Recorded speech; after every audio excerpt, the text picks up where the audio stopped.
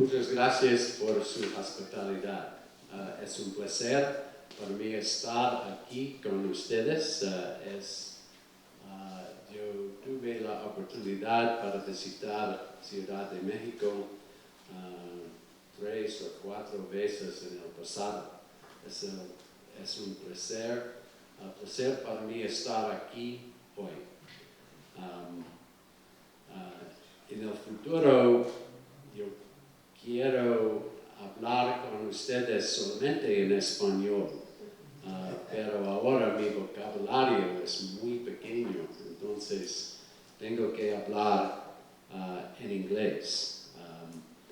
So I hope you don't mind.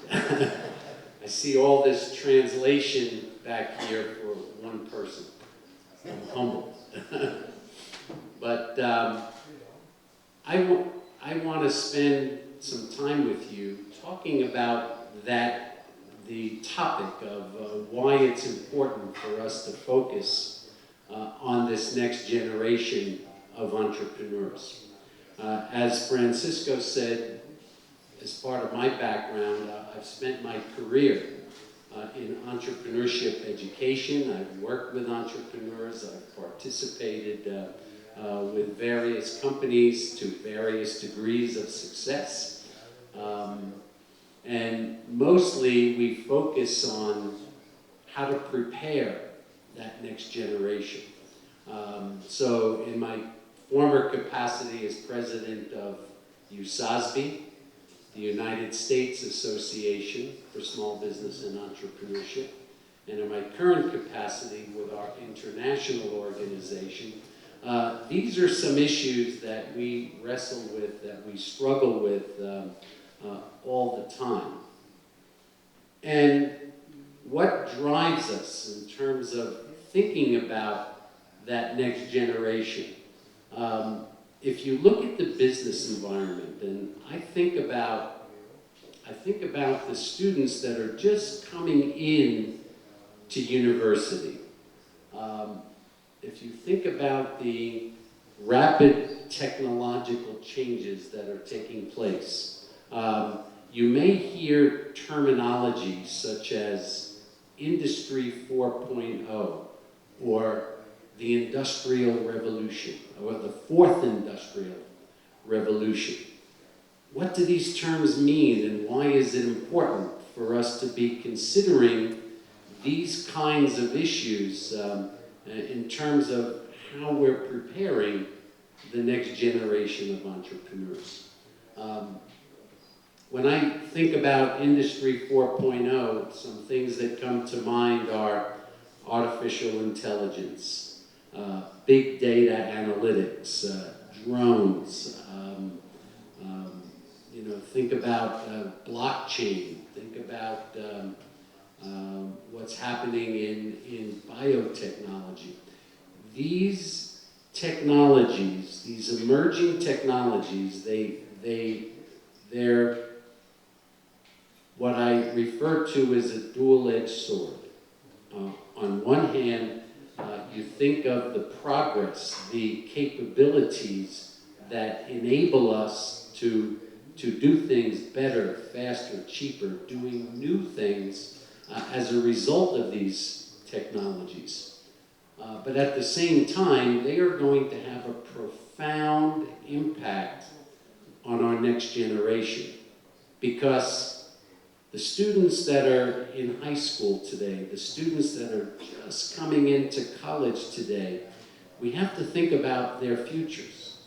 We have to think about it in the context of the jobs, the types of jobs, the types of opportunities that are available to people today will not be existing in their future to the same extent.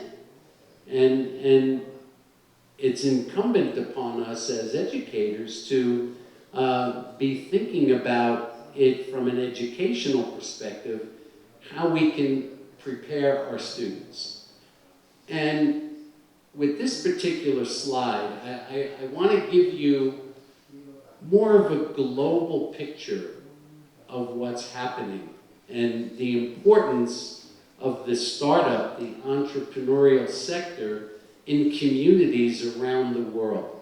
I have a chance in my position to travel to many different places, many different countries. And what I'm seeing is the impact of the startup economy. The impact, the economic impact that it can have on a region is profound. And what I want you to see through some of the bullet point slides here, I'm not going to go over all of them, I wanted to make this content rich for you so that you can maybe digest some of the implications of these trends. But in programs around the world, governments, institutions are investing heavily in entrepreneurship education. In the US alone, there's over 2,000 universities, programs that focus on entrepreneurship. And in my travels, I've seen even more intensity towards this effort. In a few weeks, I'll be traveling to Seoul, South Korea, to talk about the same exact issues that we're talking about here today. So I need you, this message and the information on this slide is really designed to raise your attention in terms of what is happening globally in this area and the investments that need to be made. And so my colleague Ricardo talked about ecosystems, and I call it the alchemy, the components of an ecosystem. And Professor Ricardo elaborated on that much more eloquently than I can. But I focus on these different pieces, and I think about the role of the universities in enhancing an entrepreneurial ecosystem. And it starts with individuals with big ideas, individuals that see opportunity, that can recognize problems and become problem solvers through entrepreneurship. And we need an abundance of this talent. It's not an ecosystem can't be built around just a few people. It needs this abundance of talent, and then it needs the other bullet points that Ricardo talked about. The support of the political structure, the support of the professional service providers, the support of investors to enable such an ecosystem to happen. And we at universities such as CETYS, such as San Diego State, and other dedicated institutions take our roles very seriously as important players in the development of the required talent that needs to come forth. This slide here is really meant to bring your attention once again to what's happening globally, because at the heart of successful entrepreneurship ecosystems, you'll find accelerator programs. Now, you've heard the term incubators. You may start hearing the term accelerators. Incubators really represent a place where very early stage entrepreneurs can come to get support, to engage and try to build their businesses, and the accidental collisions that Ricardo talked about in his speech. But accelerators take it to another level. They're cohort-based, they're of short duration, their intensive training in entrepreneurship.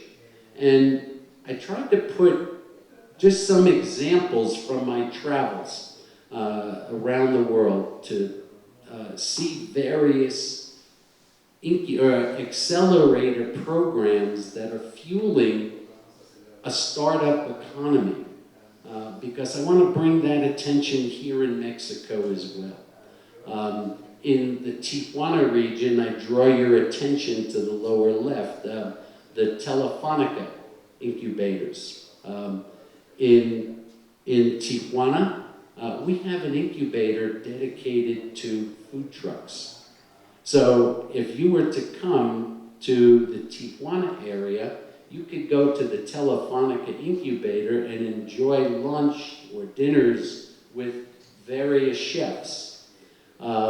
People that have big ideas for starting companies, but not the capital to open up their restaurants. So how do? They do it through food trucks.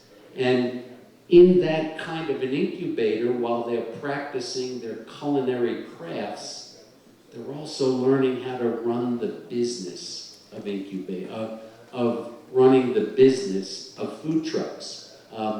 And so what you're going to see with each of these, there are different themes around accelerator and incubator programs. Themes on one side that could be focused on industries such as agriculture or robotics or what's happening a lot around smart cities.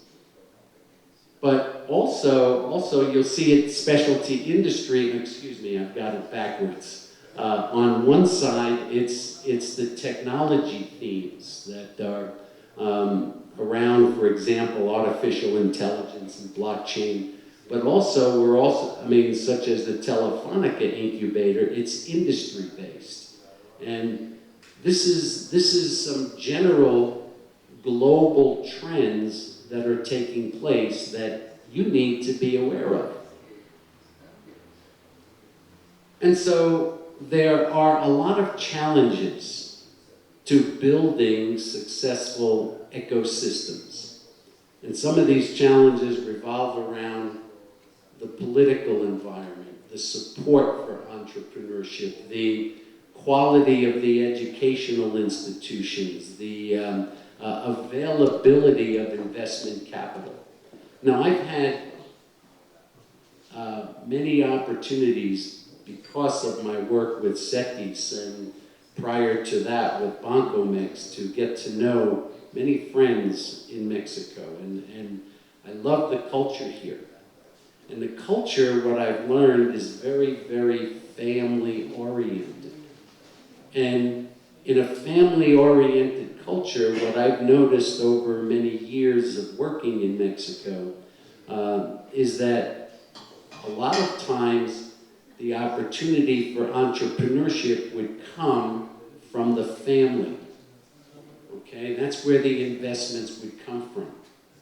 And that is fantastic in terms of the cultural perspective, and I never want to see that go away because it's so beautiful. But at the same time, we need to build a culture of arm's length investing, because there are incredible entrepreneurs out there that may not have the same family capabilities, but their ideas, their drive, their willingness is critically important, and they need to be supported. And that's, part of the challenge is how do we develop that kind of investment and support infrastructure for these types of next generation entrepreneurs. And so we look at this from an educational perspective. There has to be a sense of urgency here. There has to be, we have to move beyond complacency.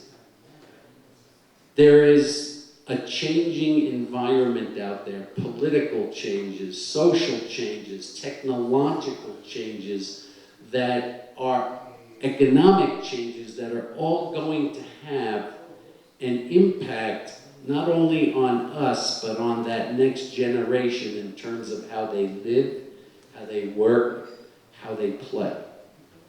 And so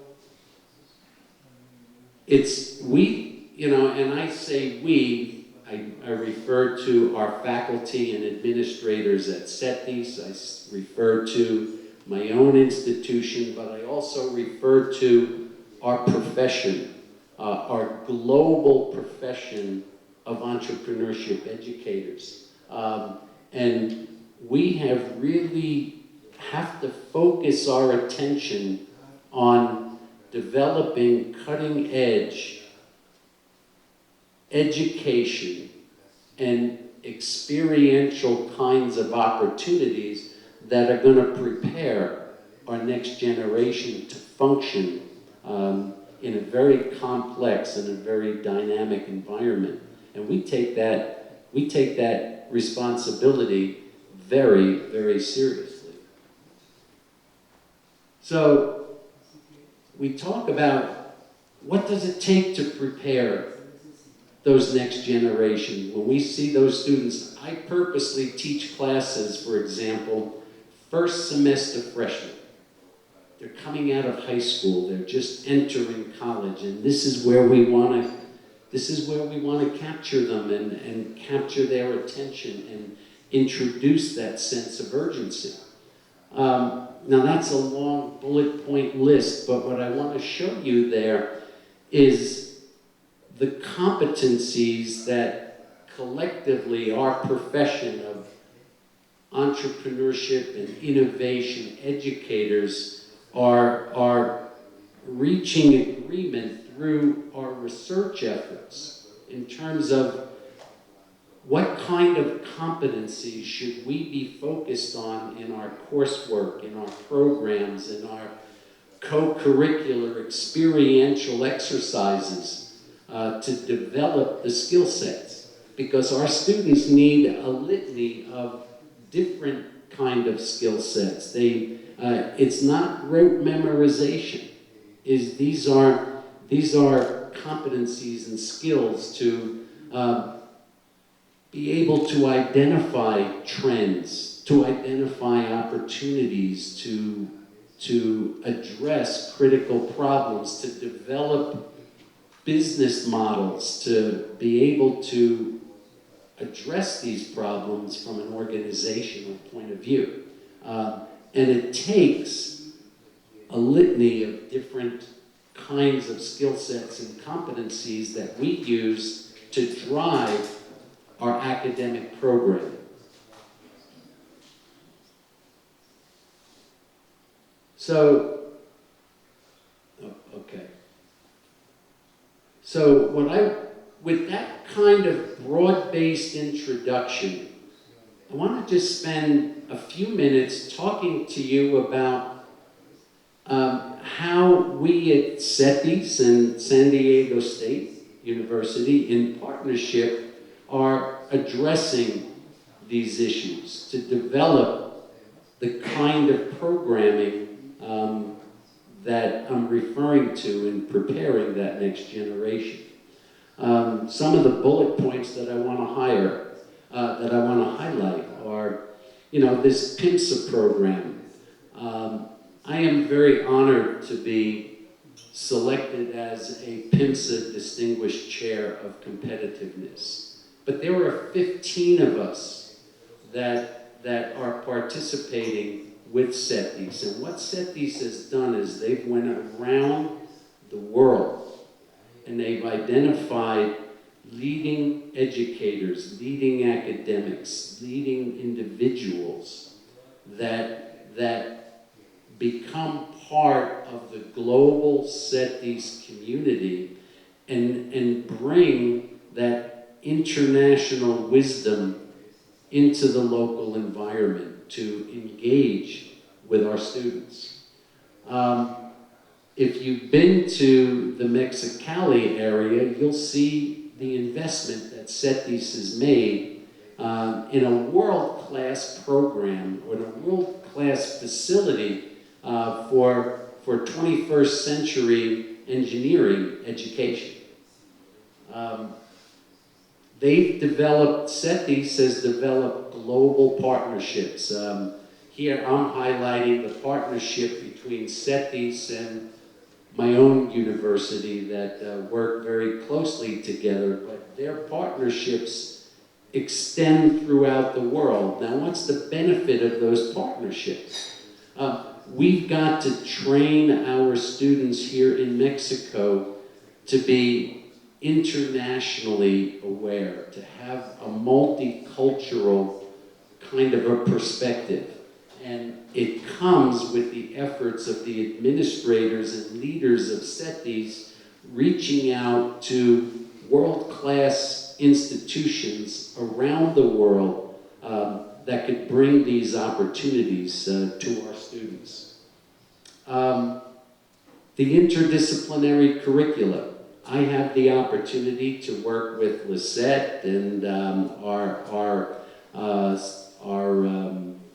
colleagues in the engineering school, and we're right in the midst now of designing cross-disciplinary programs that bring engineering students and faculty together with business students and the humanities students together in this interdisciplinary programming.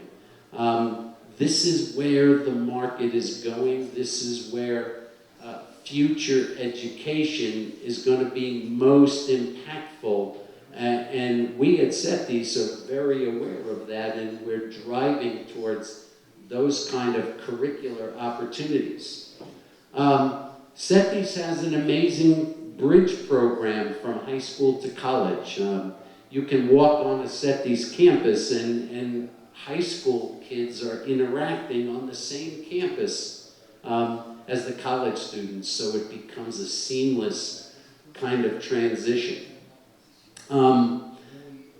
We particularly pay attention to the cross-border faculty engagement. And I'll show you some examples in a few minutes, but we've endeavored to bring a lot of our faculty from San Diego with the help of Professor Guadalupe Sanchez to help us expose our professors and our leaders at our university to what's happening across the border. And we do the same with CETYS faculty and bring them on our side so that we could really foster these kinds of relationships. And we bring that to the student level, and this is what I want to show you with my short time remaining with you. I want to show you some examples of what I'm talking about here in action. So one of the things we do is we've organized a number of our faculty visits. Now, this is a co-working space right on the other side of the border. And the people that you see in this picture are our faculty, our dean of our College of Sciences, our dean of our College of Engineering, economics professors, humanities professors that have this curiosity because there's something about that border. And unless we proactively bring some of our faculty across that border, it becomes impenetrable. And what was interesting on this particular trip, the engineering professor came up to me and said, "Alex, the last time I was in Tijuana was in the 1980s, and I've never been back since until this kind of a trip." And that was profound. That was profound to us. And so we brought them here for a purpose, because that is a converted gas station into an artist cooperative that provides a place for early stage entrepreneurs. And that's what we learned about coming across the border. And then we went deep into the barrios. This here is a picture of now our good friend Raul Cardenas. Raul runs a social entrepreneurship initiative called La Granja. And he and his colleagues have moved deep into the barrios, into an area that was considered 10 years ago to be one of the most dangerous neighborhoods in the world. And he came in and through artists, through social entrepreneurship, through empowering of women in these communities, has built up something special. And we brought our faculty and our students to hear him. In this particular instance, you know, if I had the opportunity, I would show you a video. He brought out an 11-year-old boy. And the boy carried a violin with him. And he played just the most beautiful piece of classical work. And Raul was taking him to Europe to perform. Without this kind of an enclave, he would have been lost to the cartels. And this gives us an opportunity. Building this kind of an awareness gives us an opportunity to bring not only our students, but our faculty to become engaged. As a result of that visit, some of our students have formed projects to work with them. One of those projects is an aquaculture project that aquaponics, we call it. And we're working with the people in this community to grow their own food and to grow enough food so that they could market it to the local restaurants as a form of self-reliance. But these kinds of projects don't happen unless there's faculty engagement and a willingness to come across the border and work together.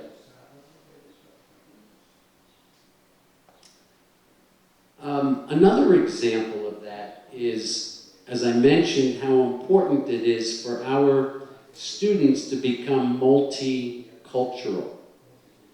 In this particular picture, we took CETYS students, San Diego State students, we brought them to Alcalá, Spain, and we invited students from Finland to join us. And we created an entrepreneurship intensive course with students from 4 different cultures, 4 different universities, working together, solving common problems, and getting to know each other in a truly intercultural kind of a way.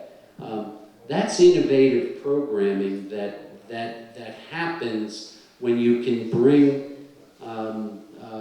educators and students together to create something special. This is our student group receiving their diplomas at Alcalá. You know, and in this particular photo, I mean, behind us was a building that was an educational institution that was formed in the year 1292. So it was really an enlightening experience. But what we did while spending time, we took our students into Madrid and we visited the Telefonica incubator there. That's how we learned about Telefonica. And then our students came back and that's where we started visiting the Telefonica incubator in Tijuana. This picture was taken about a week ago. I was in Mexicali.